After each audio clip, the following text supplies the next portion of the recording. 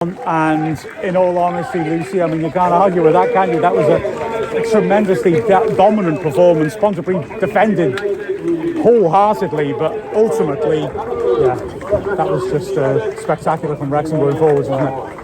Yeah, absolutely. And if it was going to be critical, I just think the scoreline could have been more. I think we need to be a bit more clinical in front of goal. But it's tough, you know, if you're Ponty under that much pressure for 90 minutes, you can't sustain that. You know, they didn't really have an outlet other than long ball until they changed their system. They retained possession a little bit more. But even that change, you know, we coped really well and really good team performance. And what we asked for pre-match was for them to bounce back after the TNS game. And the players did that, the side did that, and it was a really good performance from Wrexham. And I think, like I said, the only disappointment would be not scoring more goals. I mean, it was sort of frustrating early on for the simple reason that we were living in their penalty area, only got the one goal, which was an own goal from a lovely delivery from a corner, and then they got themselves an equaliser with an own goal, and you just sort of think, come on, we can't let this happen. But Edinburgh strikes straight back. And from that point onwards, yeah, the game started to resemble what it ought to have done. I mean, lovely second goal by Edinburgh with the chip. Mahmood at the very last minute with that glorious long-range shot. Her second goal as well. But yeah, and Barker with a lovely run and finish through the middle. It was just hugely enjoyable. And had it not been for Lisa Hawkins, who was outstanding in goal for Pontypridd, really, it could have been a cricket score, couldn't it, in all honesty? Yeah, absolutely, and I think Wrexham will be disappointed with the goal they conceded. That little bit of miscommunication at the back, and I think what's pleasing is they bounced straight back, got the goal within seconds really to go 2-1 up, and it's also nice to see a spread amongst the goal scorers rather than, as we talked, not long ago about Rosie, not relying on one player to score. We've got a lot of quality in here, and going forwards, and I think especially after the Barry game, the TNS game, tightening up at the back was really, I think for me, they'll be disappointed, like I said, to concede a goal and not get a clean sheet.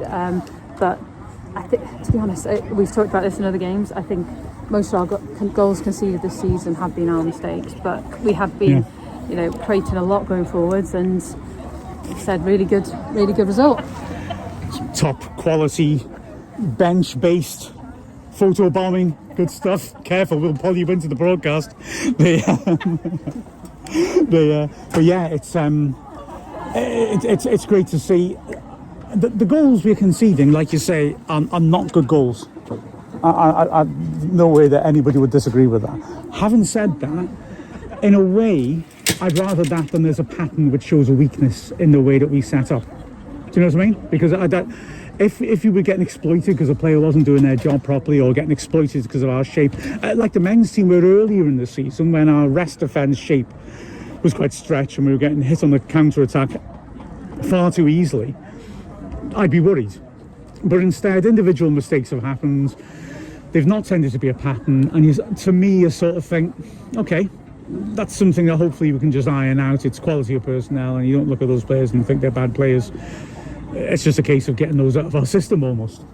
Yeah, human error really, isn't it? And you can't always account for something like that. I think today, we could have. I think there was miscommunication between, I think it was Smith and Craven. Yeah. So today, I think something like that, we can tidy up on that bombs. But yeah, I think individual mistakes, they are going to happen. The players are human. It's going to happen. But so I think you're right. There isn't an obvious weakness as such,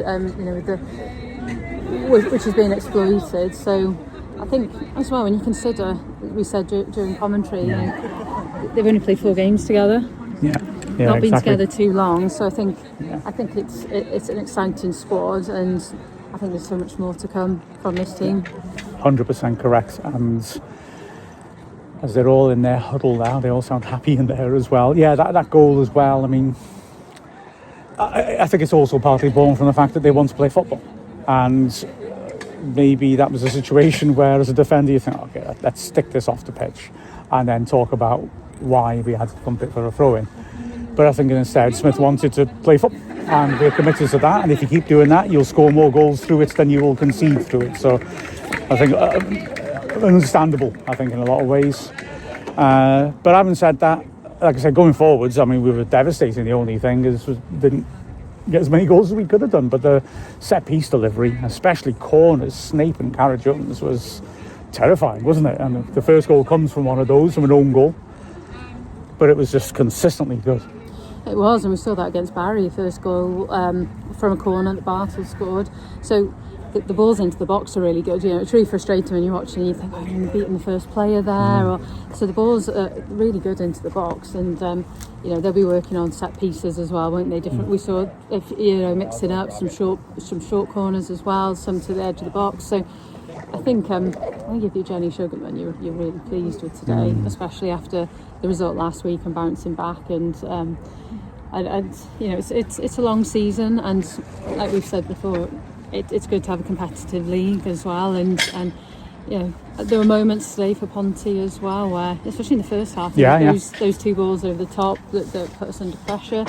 And other than that, I think we coped really well with the bitter threat that we saw. But I think as well, even with a few injuries, obviously not naming a full bench, it didn't affect us today. Nice to see some of the younger players getting called up, getting a few minutes as well. Yeah. So opportunity to try players in different positions, like Ava coming into midfield. So I think I think pleased all around. Absolutely, yeah. Leah Burke made her league debut, having previously played in the cup semi-final against, ironically, Pontypridd. And also Neve Adams got another run off the bench after what she did against TNS. And yeah, it was great to see those players get the experience. It was great to see Wrexham closing down, and also great to see one final performance by the man himself, the analyst, the brains behind the team. I reckon so. I think so. Most definitely. Yeah, absolutely. Take the praise, my friend. Small part of a big operation. You've been absolutely. You've been a magnificent part of the operation, gotta tell you. Can I just say as well, though, getting up that ladder in boots, that's quite a skill in itself. That he does whatever a spider can. Who'd have thought that I was scared of heights before I'd got this job? Excellent. Oh, fair play. Yeah.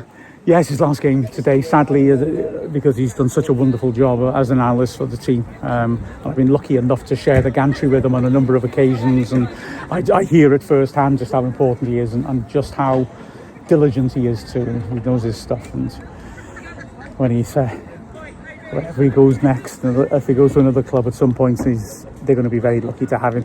Brilliant victory for Wrexham then, a 6-1 win, which was, I think, the least that we deserved.